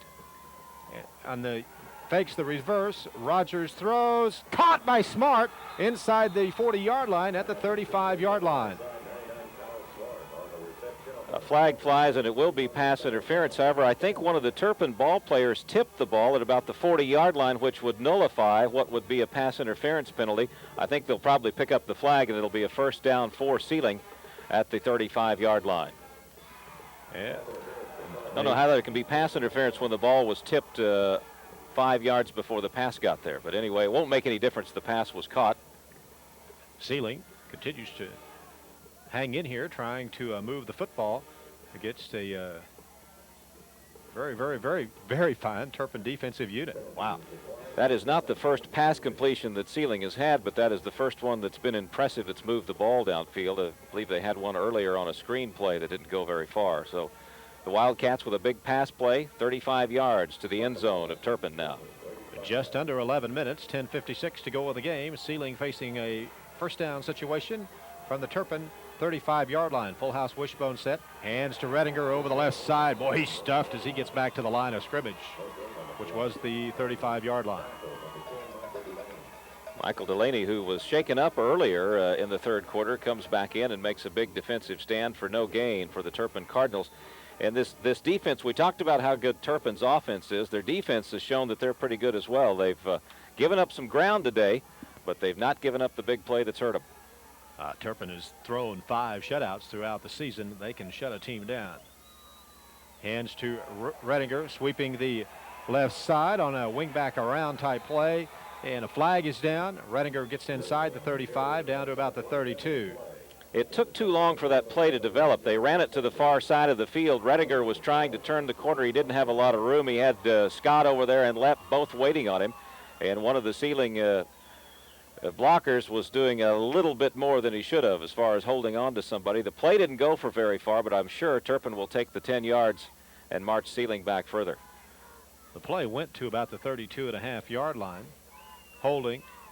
The official indication will be marked off against the Seiling Wildcats, and will bring the ball back outside into Seiling territory, I think, inside the 50-yard line. Yeah, they'll spot it at the 48.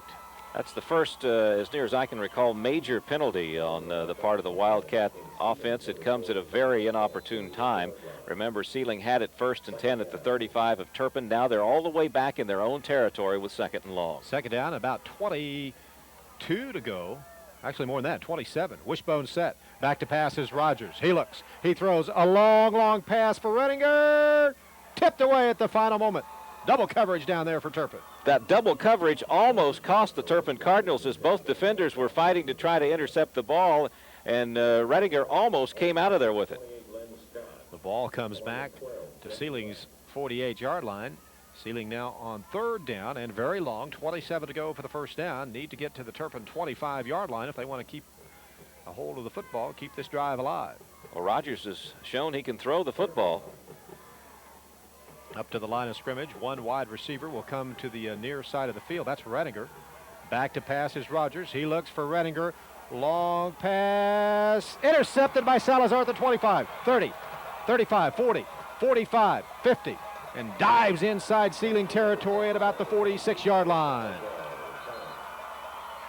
That may well be the death knell for the Seiling Wildcats with 9:42 remaining in this football game. Again, the holding penalty got them in bad shape as they had a 3rd and very long. And Rogers, in that instance, there's nothing more you can do except throw it up there and hope something good happens. In that case, Salazar made a very wise move, got in front of the receiver, picks it off, returns it all the way back into Seiling territory. And Turpin, with a 2-touchdown lead and the football in Seiling's territory, now sets in pretty good shape to win this Class A title. I think someone's shaken up. I believe we may have a player shaken up for the Turpin Cardinals. We'll have to see. 9:42 to go in the game. Turpin on top, 14-0. Following that interception and return, Turpin has the ball in Seiling territory, as Rick told you, at about the 46-yard line. Well, so is Jim Cummings going to be the good luck piece that everybody wants now from from a standpoint of high school football? Assistant coach a year ago, and Woodward goes all the way and wins the state title. And now here we go with Turpin. You know, what a thriller that was.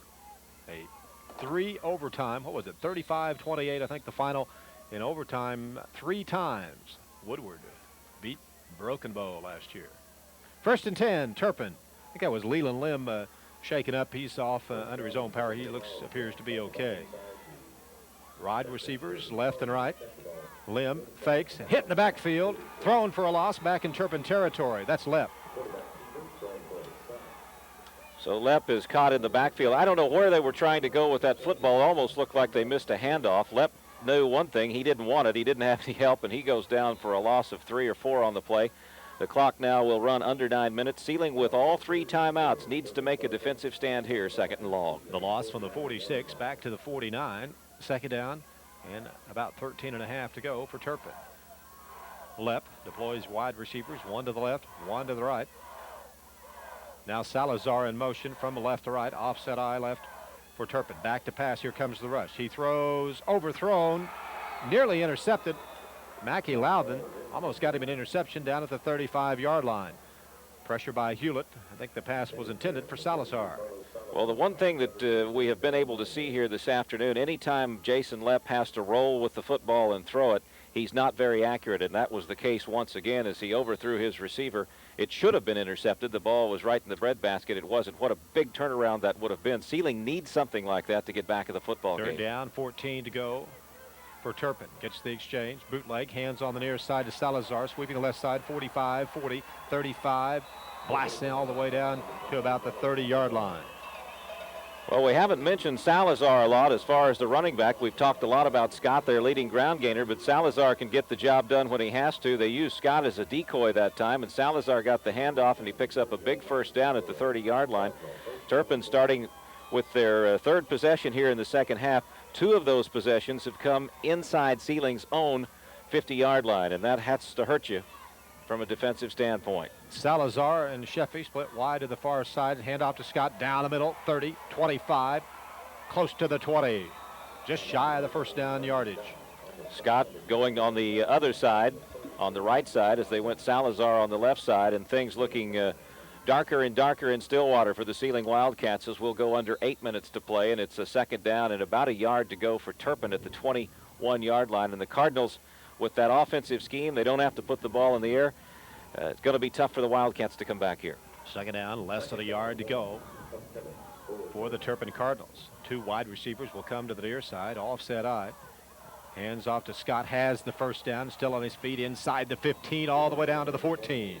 That Turpin offensive line really starting to dominate up front now as they blew the Seiling Wildcats front four all the way back to about 3 or 4 yards before any contact was even made. Kyle Smart and Funston, I think, Whiteman on the stop. 1st and 10. Turpin leading 14-0. 7:30 to go. Split backs behind the quarterback. Misdirection play to Sheffy. Breaks the tackle. Skirts inside the 15 down to the 14-yard line. Somebody got a hand in there for one of the Wildcat defenders was in the backfield and got a hand in there. Probably it looked like Hewlett may have been, and slowed down that play. It gains only a couple. Second down at about 8 yards to go for Turpin. Boy, if you're the Wildcats right now defensively, you're looking to pull that ball out of there, cause a fumble, create something here to stop Turpin. As the clock moves under the 7-minute mark, 6:59, 6:58. Reynolds, the lone receiver, to the wide side of the field. That's the left side or the near side. Long signal count. Seiling showing blitz. Hands over the right side to Scott. Stutter steps his way inside the 10 to the 9, maybe to the 8. Mackie Loudon was the only one there to keep a touchdown from happening, as Seiling was on an all-out blitz trying to make something happen, and the running back got through that initial surge of Wildcats, and thank goodness Loudon was there. Will spot the ball at the 8-yard line in Seiling territory. 3rd down, 4 yards to go for Turpin. Turpin leading 14-0, looking to add more. One wide receiver left, one right. Lone back gets the pitch. That's Scott. He's at the 5, leans inside the 5 to maybe the 4, the 3-yard line. That'll be enough for a first down. It'll be a 1st and goal for Turpin at about the 3-yard line. And Scott proving that he can run in traffic as well, as the Cardinals knocking on the door of a Class A state championship. 6:10, 6:09 left to go of the game. 1st and goal from the 3-yard line for the Turpin Cardinals. Happy your plans this afternoon included the Class A state championship football game, live from Stillwater on several radio stations to choose from. Up quickly, hands to Scott, blasts into the end zone, touchdown Turpin! Lynn Scott from 3 yards out gets into the end zone for the touchdown to extend the Turpin lead to 20-0 with 5:50 left to go in the game. That's the second time that Turpin has turned a turnover into a touchdown here in the second half, as this drive started at Seiling's 46-yard line after the interception. Their last drive that they scored on was a fumble.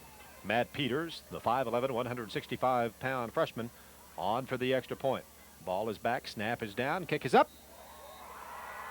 It's good. He hit it. 21-0. Turpin on top. 5:50 left to go in the game. Back we come at 60. You're listening to Championship Saturday.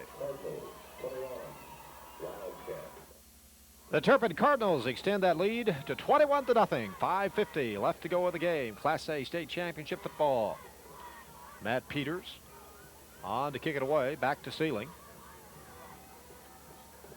Low squib kick, hits inside the 35, fumbled, finally picking it up and finding the handle is Seacrest. He's hemmed in inside the 30, down he goes at about the 28. Well, the Wildcats 73 yards away from a touchdown. They have not shown the ability to put it in the air successfully here this afternoon. One downfield pass reception is all they've had. They will have to live through the air here if they're to have any chance to get back in the football game. This Seiling's 4th possession here in the second half of play.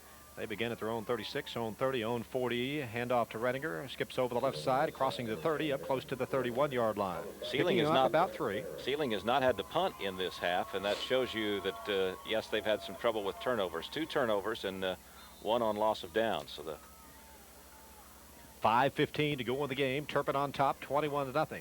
Seiling on second down and about 7. Hands off to Redinger. Crosses the 35-yard line, maybe gets to the 36. And again, interesting play calling by Bruce Hendrickson, trailing by 21 points. The last 2 plays have been 4 yards in a cloud of AstroTurf. Turpin is playing a 4-man front, 4 linebackers that are about 10 yards off the line of scrimmage, and then the 3 safeties. They're almost in their pre-bent. Damian Armstrong, the wide out to the near side. Everybody else is in tight in a strange-looking set. Redinger gets the call over the 35, 36, maybe to the 37. I think Rick will be shy of the first down. Yeah, he looks like he's about a half yard maybe short. A half a yard, close to a yard shy. Let's see. For more than 25 years, Zamatic has been the leader in center pivot irrigation and knowing what it takes to become championship material. That's why your John Deere dealer, Zamatic dealer in Guyman, Panhandle Implement, is taking this time to cheer on the Turpin Cardinals. On 4th down and short, wideouts left and right, lone back behind the quarterback, Jeremy Rogers is Redinger. Long signal count once again, trying to draw Turpin offside. Hasn't worked yet.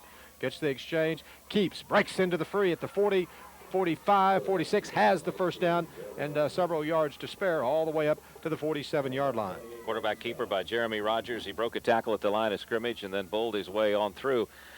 The safety for the Turpin Cardinals, preventing what could have been a quarterback touchdown as Rogers had broken out into the open. First down, 10 yards to go for Seiling. The Wildcats trailing 21-0. Seacrest, the wide receiver to the Deer side, hands to Redinger.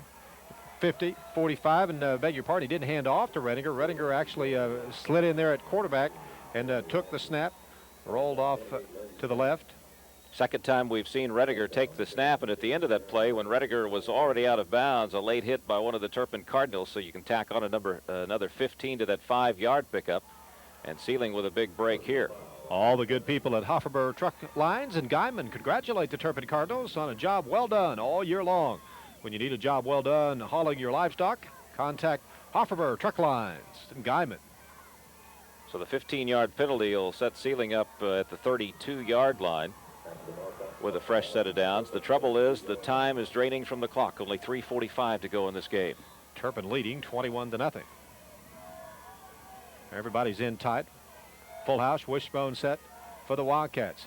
Hands off to Redinger, hit in the backfield, thrown for about a yard loss. Boy, the entire Turpin defensive unit, it seemed, waiting on Redinger that time.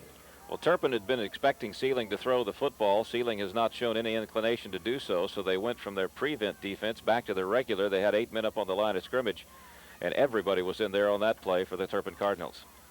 Serving the oil and gas industry in northwest Oklahoma for more than 25 years, Hammond Phillips Service Company, the one to look for when it comes to hauling water in the oil field. The ball on the left side hash mark, one wide receiver off to the left side. That's Kyle Smart. Kind of a double wing set. Now Redinger in motion. He gets the pitch, sweeping the right side. Eludes one tackler, 35, 30, inside the 35, or inside the 30 to about the 26. Delaney makes the tackle at the 26, and the Wildcats credit number, let's see, Drew Plummer, who was out in front in interference. He didn't actually block anybody. It was more like he was acting like a screen as a guard in basketball, but he kept the defenders away long enough for the back to get some yardage. Third down, 5 yards to go. The line of scrimmage is the 26-yard line. Need to get to about the 22, between the 22 and the 21. Pitch to Redinger, sweeping the left side, and he will be tackled by Salazar back at the 35-yard line. Wow, that guy can fly as well. Salazar had the angle on Redinger, and Redinger, even with his speed, didn't have any chance because of the angle that Salazar was approaching on, and now it's going to be third down and very long, the fourth down and very long. The clock continues to run. We're under 2 minutes to go, as Seiling now just trying to get something on the board and avoid a shutout. Fourth down, nearly 11 and a half to go. One wide receiver coming to the near side. I think that's Ty Wick. That's the wide side of the field. Split backs behind the quarterback. Back to pass is Rogers. Here comes the rush. Screen. He throws on the inside screen. Caught by Redinger inside the 30, down to the 25. It was well shy, though, by several yards of what he needed to get for the first down. And Turpin takes over on downs, leading 21-0 with 1:42 to go in the game. Well, as you mentioned earlier, Turpin has thrown 5 shutouts throughout the year. This looks like it will be their 6th and cap a perfect season at 15-0. Boy, you don't see that happen very often in any classification where you go undefeated. On any level. Timeout. Seiling takes timeout. We'll take one as well. Back we come in 60, 1:34 to go. Turpin up 21-0. You're listening to Championship Saturday. 1:34 to go in the game, 21-0. Turpin on top. The fullback gets the call for the Cardinal. That was Leland Lim, I think, and he gains from the 26 up to about the 28 or so for a couple of yards. You may wonder why Seiling took a timeout earlier on a change of possession in high school ball. The clock continues to run, so Seiling with here comes 2 timeouts. The second string for Turpin as Coach Winchester going to let some other kids get a chance playing in a state championship game. A lot of high fives going on there on the sideline. Congratulations to the Turpin Cardinals.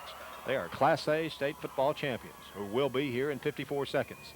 Loose football, picked it up is Smart, and he gets inside the 15 all the way to the 12-yard line. That is Jason Smart, a sophomore, that picked up the loose football and scampered inside the 15 down to the 12-yard line. There was nobody between Jason Smart and the end zone except green turf, and you talk about Chris Berman's rumbling, bumbling, and stumbling. I'll guarantee you Smart was doing that. He could see that end zone, but his wheels just wouldn't get him there. Seiling now with a chance to put something on the board at the 12-yard line. It appears that the first team defense back in there for Turpin. So much for the celebration. Back to pass is Rogers. He looks, throws over the middle, tipped away at the last moment. It's incomplete. Just left, got his hands on it, and almost had a chance at intercepting it. The pass was intended down across the middle for, I think, Damian Armstrong maybe. And Armstrong was open. Just couldn't get him the ball. 35 seconds, Seiling plenty of time to reel off 3 more plays. On 2nd down and 10 from the Turpin 12-yard line. Wideouts left and right. Seacrest, the lone back behind there. Hands to Redinger, sweeping the left side. 15, hemmed in. Breaks a tackle, slides inside the 13, down to about the 12. Got back to the original line of scrimmage with 28 seconds left to go in the game. Well, Redinger just no chance to turn that corner. Turpin very impressed with their speed this afternoon on both sides of the ball, but defensively you go on the corners and the safeties and the linebackers, you just can't get around the corner on them. Rediger's been able to do it a couple of times, but other than that, their defensive team speed, very impressive. 3rd down and still 10. They can pick up conceivably a first down inside the 3 at about the 2.5-yard line. Can Seiling. 28 seconds to go here in this Class A state championship football game. That will be won by the Turpin Cardinals as they lead 21-0. Seiling trying to put some points on the board. Rogers fakes, back to throw. Boom, he's hit. Fumble! Loses the football. Seiling gets it back out to the 25-yard line. But Ty Wick recovered it for the Wildcats. 15 seconds to go in the game. Clock continuing. Seiling does have 2 timeouts. Will they stop it here or let it run? We're at 8 seconds. And 5, 4, wait. Seiling does take a timeout with 3 seconds. We'll take it with him. Back we come in 60. You're listening to Championship Saturday.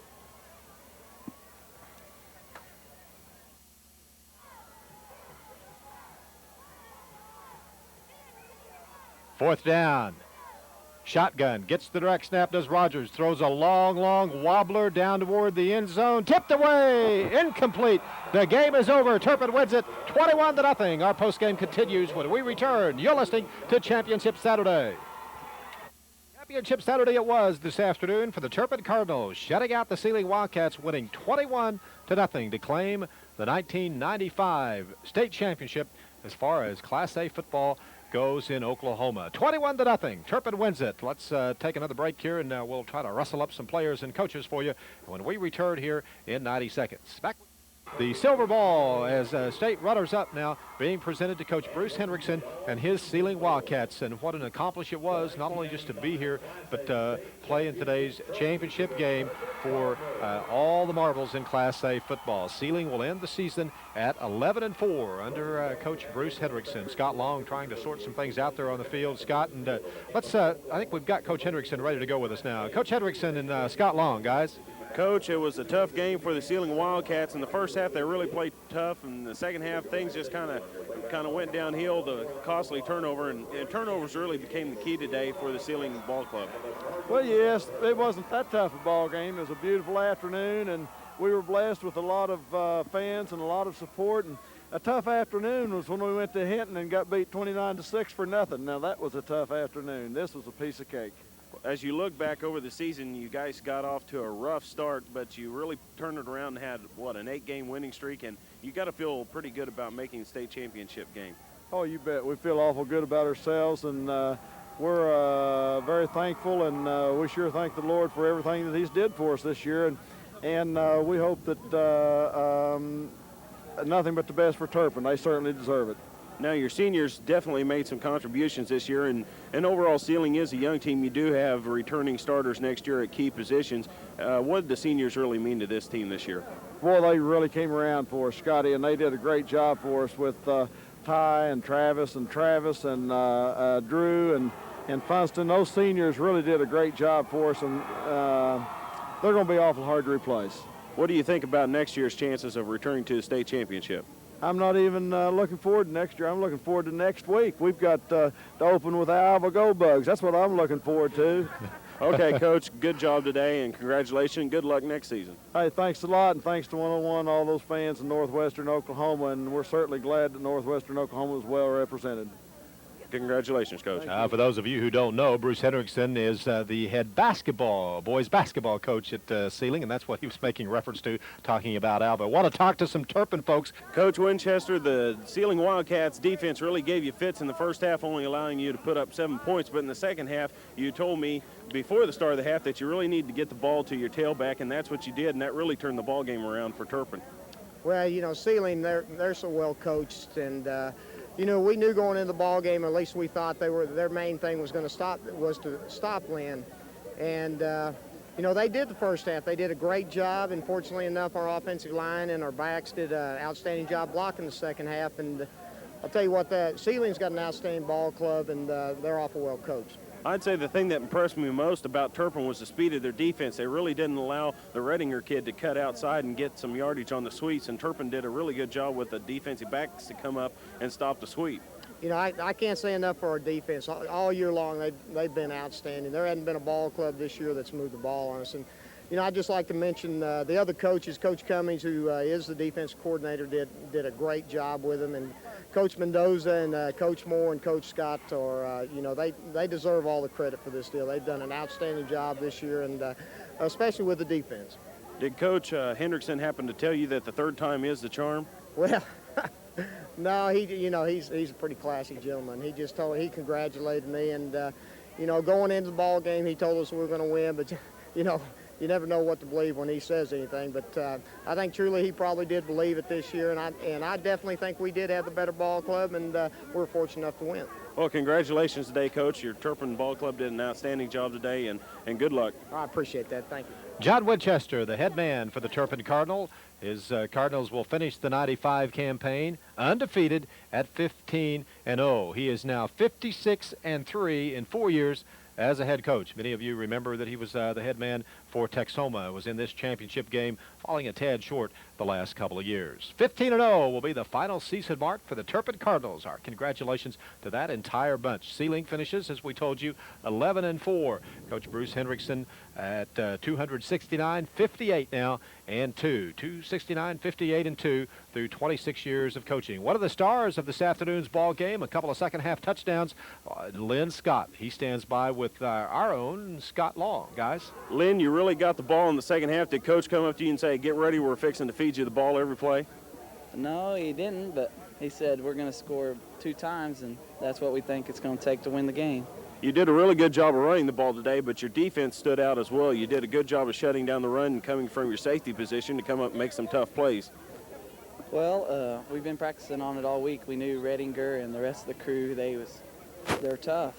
Was the defense really keying on Redinger today? Is that what basically the Turpin offense was designed to do, to cut down on Redinger in the running game? Yeah, we knew coming in, if we could stop Redinger, we'd have a good chance at winning the game. So that's what we tried to do. Are there any plans for your future? Do you continue or figure that you will continue to play football at the next level? I'm going to try to. Not too many people said anything to me, so I don't know. No offers yet, huh? No, sir. Well, you go home and enjoy your state championship, and congratulations. Fine job today. Thank you, sir. You know, and I'll be real honest with you, it may not be much consolation, but it should. Seiling gave up 21 points this afternoon. I think Turpin's lowest output earlier this year was against O'Keene when they could only score, 27 points.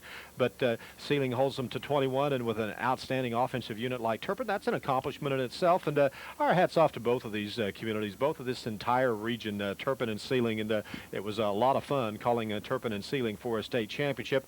And let's see, we're being told we can go back to the field and catch a talk with the assistant coach at Turpin. That's Jim Cummings. Jim and Scott, guys.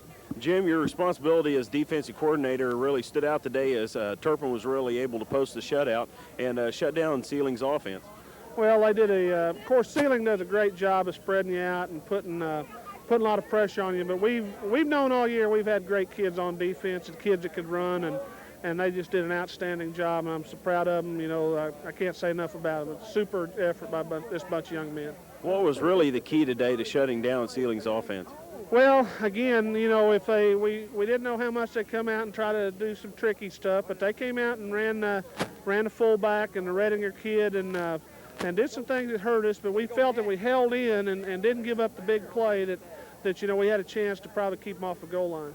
Now you've won a state championship at 2 different schools. How does this one compare to last year's? Well, it's great. You know, it's great to come in. We inherited a great bunch of young men here and just kind of kept the bus going and I guess they're all special, but I'm really blessed to have won at 2 places. You're right. We've looked at Turpin's roster and we noticed that they have a lot of players. And how many is that for exactly? Because they seem to have good numbers out this year for Turpin football. Well, just about every kid in Turpin comes out for football, so we've always got good numbers, and we'll have good numbers again next year. We'll have a lot of rebuilding to do, but you know, these kids work hard, and we're looking forward to it. Well, congratulations on your success today, and good luck in the future, Coach. Scott. Well, thanks again. I appreciate y'all being here. Scott, congratulate Coach Cummings from all of us up here, and we're always proud to be associated with Cummings. And Jim is a great guy with young people, guarantee you, and our congratulations to Coach Cummings as well.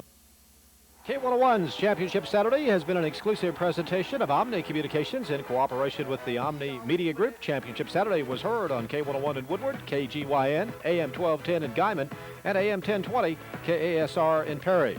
Our color announcer this afternoon, Rick Betson. Sideline announcer, Scott Long. Lewis Stadium production, Donna Reed and Jason Lewis. Channel 24 production, Scott Shellhorse, Kent Faddis. In-studio production, Mark Allen and Tony Radio Wright. Championship Saturday was engineered by Bill Reed. Our presentation was produced in conjunction with the Oklahoma Secondary Schools Activities Association, with facilities provided by Oklahoma State University. The executive producer of Omni Sports is J. Douglas Williams. I'm C.J. Montgomery. The dream is now officially a reality for the Turpin Cardinal. Good evening, everyone.